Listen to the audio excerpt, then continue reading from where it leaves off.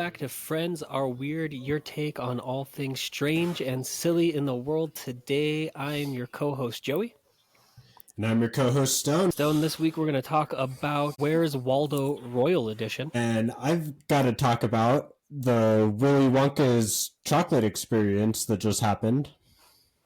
I'm going to remind the world why we all collectively hate Aaron Rodgers. And I'm going to discuss the Boebert crime family. And then I will unveil some secrets about Boeing. And finally, let's talk about the guy that got 217 COVID shots. All right, Stone, you want to kick us off? First up, the police had to be called to an event as in Edinburgh, Scotland, as nearly 1,000 angry Scottish dads almost disemboweled a con man who destroyed the dreams of their children. An event advertised online is lasting around 45 minutes to an hour of basically Willy Wonka Meow Wolf. Turned out to basically just be an empty, dirty warehouse with some cheap holiday decorations and some shower curtains and posters taped to the wall. It took all in all about a minute or two for each visitor. So the guy behind this, his name is Billy Cole, and he clearly didn't obtain the rights to the Willy Wonka property because the name of his main character in this Willy's Chocolate Experience was named Willy McDuff. And instead of having a workforce of Oompa Loompas, he had some sad things called Wonky Doodles. You've probably seen the meme by now of that meth lab Oompa Loompa. That's actually an incorrect term. She was meth lab Wonky Doodle. And it's kind of weird that they even called it Willy's Chocolate Experience in the first place. No chocolate at all at the event. Instead, they passed out a single jelly bean to each child and a small cup of lemonade and charged $45 per person for the experience. Wait, a single jelly bean? Yeah. Well, okay, so that meth lab Wonky Doodle, she went on the record to some local news organization and said in an interview that she actually broke the rules and passed out like 2 or 3, but she was ordered to give them all a single jelly bean each, which is goddamn heartbreaking. And the entire script for all of the actors in this event was clearly written by AI. Apparently, Willy McDuff's script that he had to read, first off, he got it the day before he was supposed to do it. And it was 15 pages worth of just AI gibberish that literally called for him to perform like actual magic, which unfortunately they didn't hire like an actual wizard to play Willy McDuff. Like there's supposed to be a bunch of like magic bubbles floating everywhere, and he's supposed to grab one, crush it in his hand, and send a spark of light up into the rafters. And there was supposed to be butterflies flying around. And part of the script called for him to tell the kids, if you see one of our butterflies flying around, catch it in your hand and whisper your most secret wish and send it off. And our wish-granting butterfly people will grant it for you. And it was just like some ridiculous shit, clearly written by a generative AI. And it broke a lot of kids' hearts. Oh yeah, enough to where the police had to come. I think that's probably my favorite part about this story is people were so pissed that they called 911. Yeah, there was like 1,000 people both inside and outside of the building, like still waiting in line, that just wanted to fucking gut him like a fish and string him up and probably draw and quarter him. My favorite part of it is, for some reason, the script called for a Babadook. Like there was a Babadook hiding around this weird set that they had built. It was a character called the Unknown. And there's hilarious footage of him stepping out from behind like a full-length mirror and just terrorizing kids, like wearing this weird, like, it looks like a Slipknot mask. And you hear Willy McDuff saying, "Oh no, what is that? It's the Unknown!" And this Babadook pops out, and you hear like 4 or 5 kids collectively crying and going, "No!" So this Babadook, the Unknown, the script said was an evil chocolate maker, and all of the actors performing this thing had no idea if it was just an evil guy that makes chocolate or if the chocolate he makes is evil. Like, the script never really specified, just that there's an unknown evil chocolate maker living in the walls. And I mean, it would be awesome if there was an evil guy making chocolate, because like I said, they only got a single jelly bean each for $45 a ticket. And at what point, like, so I understand that this was all off-brand Willy Wonka-esque. How were they not sued for like a copyright infringement? Because it technically never said it was Willy Wonka. Yeah, and like so it was Willie McDuff and his wonky doodle slaves. And all of the advertisements, there was a bunch of red flags that should have been set off for the people. Like, say you and Alex decided to go to an event like this, right? And it's $45 a ticket. That's what, 180? I'm terrible at math. $180 for your whole family to go to this thing that looks like a meow wolf. That was good. That was and good the math. website, the website is still up, and you could go there now. Willie's Chocolate Experience.gov or some shit. I don't know exactly what the website is, but it's still up if you just Google search it. And everything is completely misspelled. Like, remember when you were trying to like make cover art for this here podcast, and for some reason, like, almost everything was spelled like fiends or word. Yeah. Oh yeah. Birds Yeah. are fiends. Using like it AI was just like generative. that. Yeah. Yeah. For some reason, like, even with the prompt, like, AI still can't spell. Yeah. And it offered such exciting things like, come enjoy the Karchi Tons and a delectable, wonderful experience of sweet teats. And, like, clearly AI should have. If you're going to pay $180 to take you and your family to something that looks like it's Willy Wonka, and your kids only get a single jelly bean and a little bit of lemonade each, you would probably want to be after that dude's blood as well. But this isn't even the first time this Billy Cole feller has tried to make a quick buck using AI.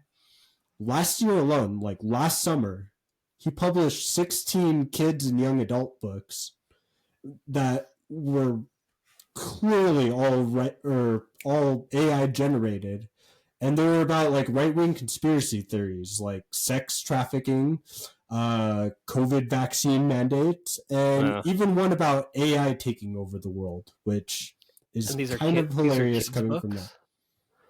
Yeah, well, like young adult novels, like basically the Hunger Games. I mean, the Hunger Games is a young adult's novel, but and it covers terrible things, but sure. But is like, nobody publishes 16 books at a time and doesn't use AI generation. And so his excuse, he said to a local news outlet that interviewed him, the reason that this thing sucked so bad is because the holographic paper he ordered didn't come in the mail in time, which would have turned this whole thing around. But no, it was like dollar store decorations and like plastic lollipops, like 4 of them in the middle of this big empty warehouse. No secret wish granting butterflies, no magic bubbles, just a Babadook and a whole lot of sadness and desperation. So hats off to Mr. Cole, newest friend of the show, for having the biggest set of brass balls that I've ever heard. It reminds me of the like, you always see the advertisements for like and it's almost the same exact thing. They won't necessarily call it the Jurassic Park experience, so they call it like the Jurassic Land experience, and the advertisements are all of these badass dinosaur animatronics. And when you get there, it's just some sad guy in the corner with his recorder playing a slightly out of tune, slightly off key rendition of na na na na na na. I haven't seen or heard of that, but that is a very apt comparison. And it's just but like, at least it's not like advertised as like a Meow Wolf kind of thing. Like if you sure. look at the posters and shit up on the website, like it looks like a Willy Wonka Meow Wolf. Yeah. I mean, at least you know going to that, the Jurassic Land thing, that there's not going to be real dinosaurs, which is already kind of a disappointment. My goodness. Well, But hats off to what was the creator's name again? Our new friend of the show? Billy Cole. Billy Cole Yeah. is his name. Well, hats off to Billy Cole and all of the disappointment he gave to thousands of children. I haven't seen a bigger disappointment since I last talked to my father. He probably like hurt those kids worse than the actual Willy Wonka, the licensed one, hurt the kids in the movies. Oh my goodness. Well, thanks for sharing, Stone.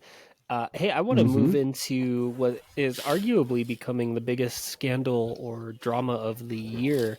And to quote Andy Cohen, what the fuck is going on with Kate Middleton? Have you heard about this? That she's apparently pulled a Melania and disappeared, and she's got like body doubles and. Yeah, so apparently Kate was last seen in public in December, and in January, the palace confirmed that she'd undergone some sort of like unspecified abdominal surgery. And by March, which if you're listening to this in the future, today is now March, what is it, March 13th? As of today, the princess hasn't been seen for almost 3 months, which is wild considering what a public figure this woman was. As I was kind of researching this, I came across a Variety article that broke down the timeline of Kate and her appearances in the public. So December 25th was Kate's last known appearance in public on Christmas Day on her way to church. She was accompanied as typically by her husband, Prince William, and their 3 young children, dressed in royalty as she normally would, and she would soon find herself hospitalized just 2 weeks later. January 16th, she was admitted to the hospital, unbeknown to anyone outside of the royals' circle, which sounds super familiar. Didn't this just happen with the prince himself, or I guess the king? Wasn't there like scandal with that? As far as I know, he's got brain cancer and he talks worse than Joe Biden. But that's all I know about the king. That, and it's stupid that they even have a king still. But, yeah, that's fair. So January 17th is when the medical procedures took place. January 28th, a Spanish actor, or a Spanish news anchor, I'm sorry, Concha Canala, I'm sorry if I'm mispronouncing this, as you can tell. I am not of that Spanish sounds right. descent. Not bad, right? I live in New Mexico. But this Spanish news anchor put out the leak, supposedly, that Kate was in an induced coma and had been needing life-saving intervention since she was first hospitalized back on December 28th. February 6th is when King Charles' cancer was brought to the world. March 4th is where the first pictures of Kate post-op start to emerge, and this is where things get a little bit weird. I'm going to actually play a video for you. Get this photo of Kate Middleton and her children. Does anything seem off to you? First, here. It appears there was some editing around Princess Charlotte's sleeve. The area where the skirt and sweater sleeve meet don't seem to align quite right. Second, here. The area where the Princess of Wales hair and zipper meet seems to be modified as well. You can see a line which can indicate that the image was photoshopped. Third, here and here. Many have questioned the placement of the princess's arms, which seem unnaturally long as they wrap around her children. Fourth, here, the future queen's hand, placed around her youngest child, Prince Louis, appears a bit blurred. The image was published on the Prince and Princess of Wales official social media pages for UK Mother's Day, with the caption, quote, "Thank you for your kind wishes and continued support over the last 2 months. Wishing everyone a happy Mother's Day." Prince William was credited as the photographer. Hours after it was republished by news media across the globe, several of the most trusted news agencies, including the Associated Press and Reuters, issued a kill notification, a rare warning to media outlets that an image should no longer be used. The AP message read in part, quote, "At closer inspection, it appears that the source has manipulated the image. Please remove it from all platforms." It is kind of highly irresponsible for the media to call it a kill notification when you're talking about missing princess from that family. Sure. I was just struck by like the words kill notification like over her head. Like that almost sounds, I mean, the whole thing sounds like a Diana situation. I just thought that was really a funny graphic in that video. And it gets even crazier. I completely agree with you, and it gets even crazier. Let me presenting to the jury evidence piece 1B. Found the original photo that was used as the face of Princess Kate's Mother's Day picture. Just take a look at this video. We start off with the released Mother's Day photo, very controversial, and then Vogue, boom. So it's believed that they have taken the face of this photo, taken from a Vogue cover, and planted it onto the Mother's Day photograph. So it was this face. Everything is the same. The smile, dimples, turning of the head, eyebrow, way that the eyes are crinkled, everything is identical, which really leads me to think that they took this head and put it on top of Kate's, which is really concerning when you think about it. Wow, that is way more compelling than that first one. Like that first one, like, okay, like sure, her hand is weird. I mean, all of the royals, as everyone knows, are inbred fucking monsters. She could have extremely long arms that wrap around her whole family. But that is clearly a Photoshop. And, I mean, they tried it in public in Paris in 97 with Princess D. They're definitely trying to be a little more sneaky about it this time, which, congratulations. But yeah, that princess is totally dead. And if she's not, I mean, either way, shame on the royal family. But what is wild to me is this family, with every resource in the entire world, can't pay somebody to do a little bit better of a Photoshop job. Man, like, again, like that first evidence, like, okay, I believe it only because I hate the royals and the concept of them even existing in goddamn 2024, but you know, it didn't compel me. But that next one, like, why would you use such a public image of her? Like, you don't have private pictures that you could have worked into? That is fucking wild. Yeah, good for the BBC and Reuters and all of them posting kill notification above her forehead, because yeah, they definitely did. They absolutely did. I've only heard like bits and snippets of that story, but I saw some video the other day of like the Royal Palace Guards. You know how tourists go there to see them switch places and to fuck with these guards, and like they're not allowed to like interact with the public. So instead of wearing like the big furry bear hat that's like 4 feet tall like they normally do, they were wearing these weird, they looked like clan cone hoods, right? But like a solid, like enameled, like clan cone. With like a weird, like broom tassels. It looked like they're wearing a broom or like a mop on their head. And in all the comments on this video, like, it was the same shit that you always see with like, and same guys and everything. They were just wearing a different outfit that day. Yeah. And so many people, I guess just royalists, people that love the royal family and everything about them, and don't think that it's fucking weird like I do, that there's still a royal family today.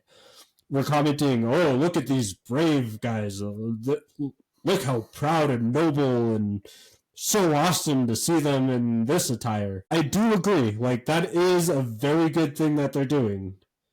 Wearing the silliest fucking shit to prove just how ridiculous a concept it is to have a king and an iPhone at the same time. And I feel like I've been seeing more and more of these maybe it's just the algorithm because I clicked on the first one. I've been seeing more and more of these videos, and it kind of lines up with the fact that they're trying to distract everyone from the fact that they definitely just killed another princess. For sure. And the cover up on it is just absolutely terrible. Just a quick tangent. This has nothing to do with what we're talking about, but you mentioned the algorithm, and it reminded me of this gripe that I have with TikTok lately. Do you remember the band Trapped? Back off, I'll take you Yeah. on. Yeah. They were And they're canceled like a during the Christian band. pandemic. Well, they're a MAGA band. They were canceled during the pandemic for being Oh, really? anti-vax and pro-COVID, and it's a pandemic and whatever. For some reason I keep seeing them on TikTok, and they're like, you know what? You can't cancel us. Look at us playing this sold out show, and the camera pans, and it's like 17 people in a local brew house style bar as they're playing "Back Off, I'll Take You On," and there's just like 6 47-year-old men in cargo shorts headbanging with their beers, and you reminded me of algorithm and how I'm stuck in that terrible feedback loop. Oh man, that's fucking hilarious that they're advertising that as a sold out show. Like, they should have just not even, like, I guess technically it was sold out. You sold like, you had like a $5 cover at the door to come see fucking Trapped. They've played to larger audiences during rock band nights. Oh yeah, me and Tilson have, I assume, probably sung that song one time to a bigger crowd at karaoke the night. local brew house. Yeah. That's fucking hilarious. That's what I have to say about our Where's Waldo princess. What do you have for me? So next I want to talk about the Boebert crime family. Lauren Boebert's oldest son, a guy named Tyler Boebert, just went on a crime spree and stole the last $75 from a woman who's dying of brain cancer. So Tyler Boebert, who's 18 years old, was arrested last Tuesday after being identified at a gas station, like on a gas station security camera footage, wearing a hoodie with Lauren Boebert's restaurant's name printed on the front, alongside 3 other minors who were with him.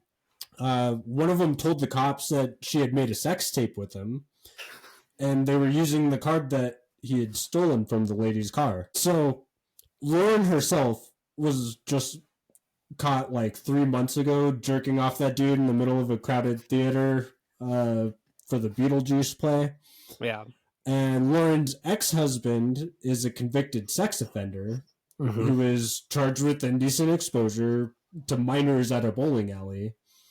Both Lauren and her ex have called the police on each other at least 12 times since she became a congresswoman, both accusing the other of domestic violence. Now her dear sweet oldest Boebert steals money from cancer patients and fucks kids as well.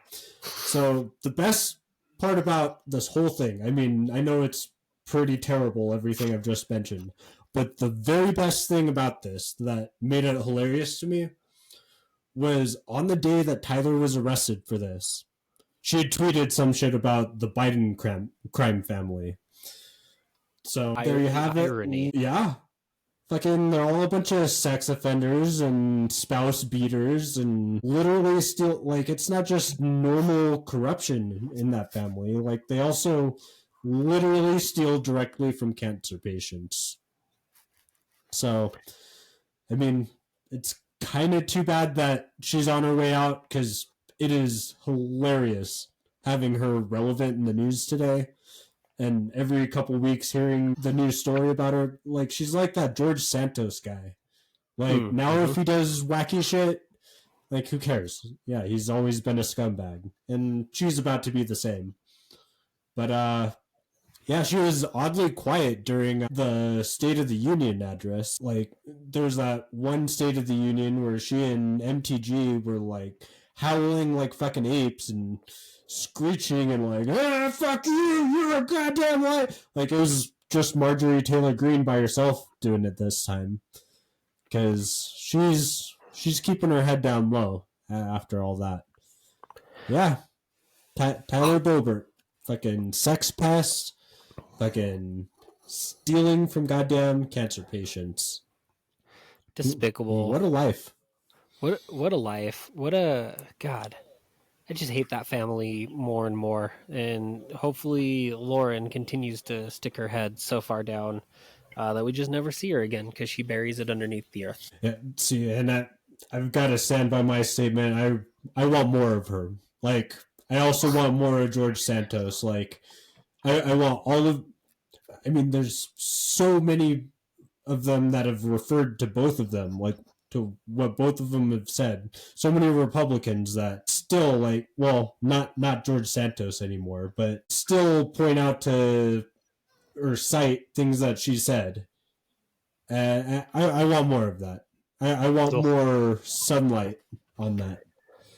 But yeah, you're probably right though. They will just go away forever and make politics boring again. Hopefully this next person goes away forever, and keeping in light with extreme right-wingers who are just batshit crazy, full of lies, and just honestly terrible people. I want to talk to you about our friend Aaron Rodgers, who famously says that he hates distractions and is committed solely to winning with the New York Football Jets, is showing just how earnestly and honestly he believes this by potentially running alongside yet another amazing person, Robert F. Kennedy Jr., as his vice president.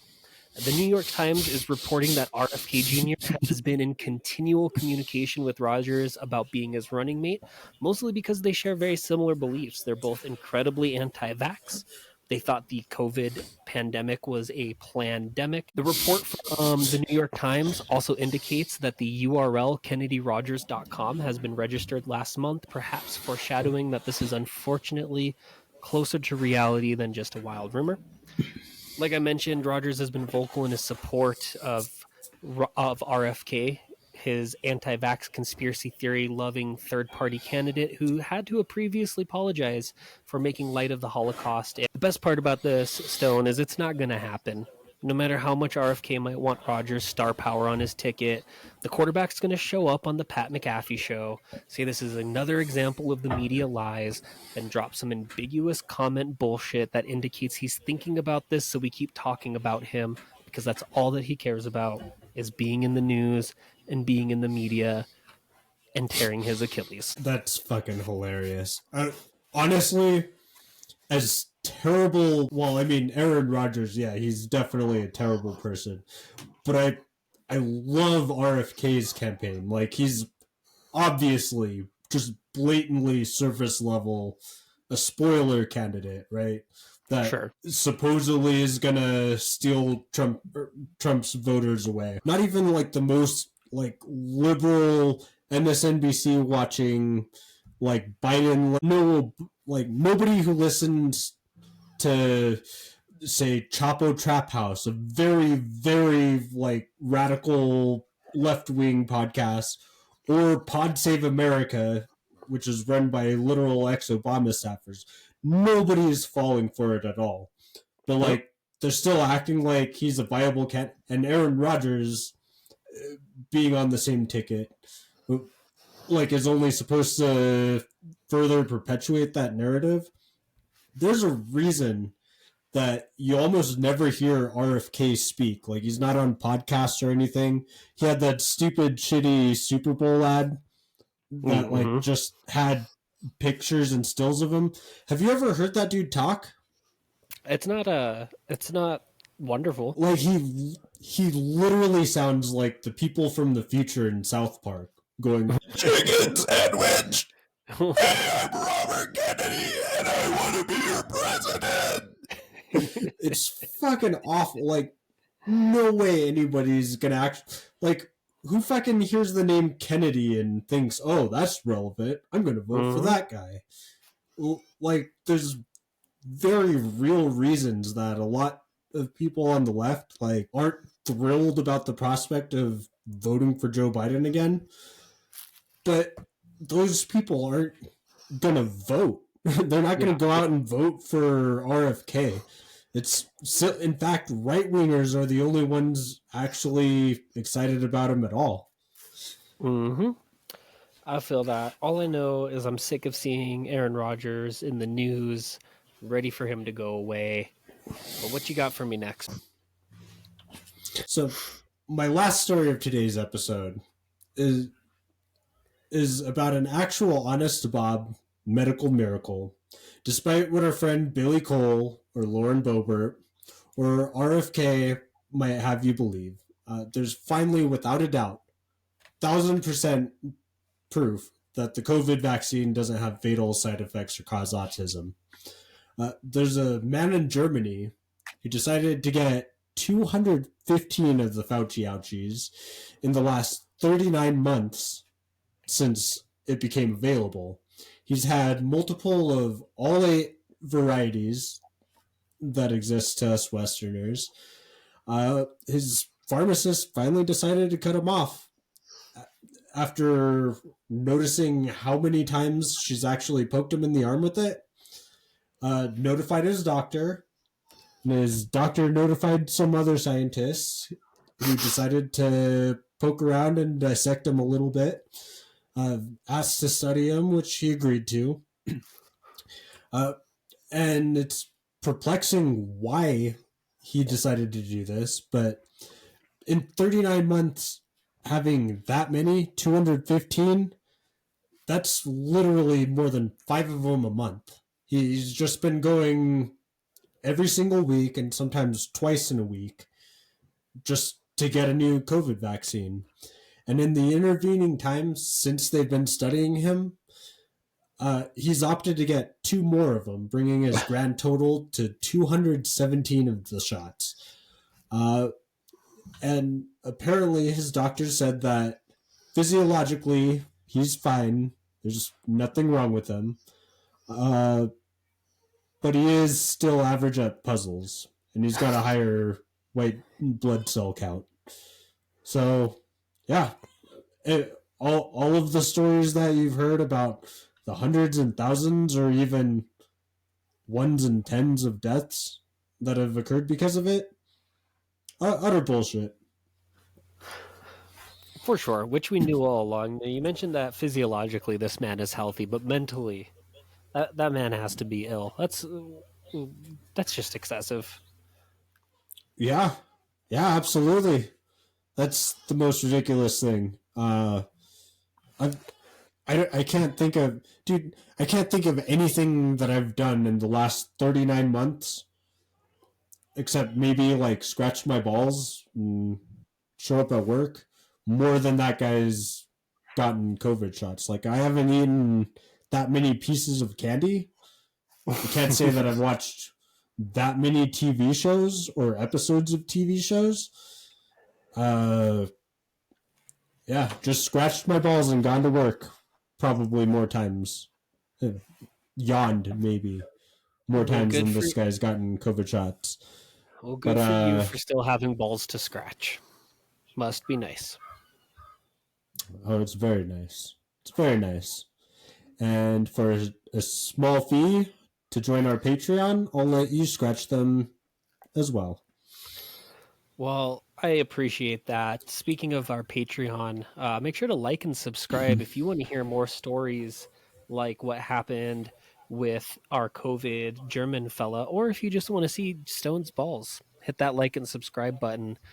Last but not least, but definitely not least, Stone, I want to talk to you about John Barnett. Have you heard about this fella? John Barnett. Can't say that I have. Former Boeing employee John Barnett raised some serious concerns earlier last year about the company's production standards, only to meet an untimely end in Charleston, South Carolina. Barnett, aged 62, took a nosedive, no pun intended, on March 9th thanks to, and I quote, what appears to be a self-inflicted gunshot wound. Now, where have we heard this story before? Whistleblower testifies, all of a sudden decides they want to take their lives. That princess that died. That princess that died. Except, well, I mean, obviously Epstein, but sorry, that was a dumb joke. According to a statement from Barnett's lawyers to CNN, he was knee-deep in a deposition for his whistleblower retaliation case, basically claiming he had been fired wrongfully for divulging secrets about the standards or lack thereof of standards for production quality for the Boeing company. Just when he thought that he was about to land safely, he found himself in a tailspin. His lawyers mentioned that John was in very good spirits and really looking forward to putting this phase of his life behind him and moving on. They did not see any indication that he would take his own life, and nobody can believe it. We're all devastated, and we need more information about what happened to John. They further went on to say that the Charleston Police Department need to investigate this fully and accurately, and no detail can be left unturned. We can only hope they turn more stones than a Boeing maintenance manual. Now, adding another layer to this terribly dark tale, Barnett's family informed NPR that the case was headed for trial in June. You heard that right, Stone. He was apparently looking forward to having his day in court in just a few months, and all of a sudden he decided that he was no longer ready or no longer willing to live on this earth. I just think this is a little bit too suspicious, even more suspicious than that disappearing princess. Oh, absolutely. And yeah, that's so crazy that just happened. Like right after John Oliver just covered this topic too. Did you see that segment of his where he was talking about how, like in a survey, more than 85% of people, like just random employees on the assembly line of these planes, when asked, "Hey, would you fly on this plane you're building?" They're like, "Fuck no, I wouldn't fly on this plane I'm building. This thing is going to explode midair. The door plug is going to fall out, and so is a pregnant mother." Like no one who actually builds these things is willing to set foot on one. Apparently, like 95% of what their budget used to be for like R&D is just going directly into the shareholders' pockets and like the board of directors, like because they need a new island. Because what's the point of having an island and a yacht if you don't have a second island to travel to? It's fucking wild, and that really crushes my soul because I'm a huge fan of Boeing, not the people that run it at the top or any of the top brass there, but of their planes that at least haven't had accidents. And it's crazy how like in the last 5 years, like you almost hear about Boeing planes exploding in the sky and some incident happening as often as you hear about school shootings here in the United States. And their quality is like, it's really taken a dip, and that sucks because I'm a huge aviation nerd and I love when I have an excuse to fly somewhere. And that just sucks. It really does, and hopefully there's justice for the Barnetts and his family. And as we continue to navigate the stormy skies of this terrible case, make sure you all stay tuned and subscribe to the Friends Are Weird channel, as we'll give you updates along the way. We'll make sure to update you on our missing princess, on Aaron Rodgers, that goddamn Bobbert family, and our COVID friend from Germany. Stone, is there anything else you have for our listeners, all 7 of them, before we head on out today? Yeah, one last thing. I would just like to promote the campaign for Robert F. Kennedy. Get out there and vote. Let's get Kennedy fucking Rodgers elected. Fuck it. Why not? Sure. Kennedy Rodgers 2024. Make football great again. With that, I'm Joey. And I'm Stone. And together we're Friends Are Weird. You all have a wonderful rest of your day.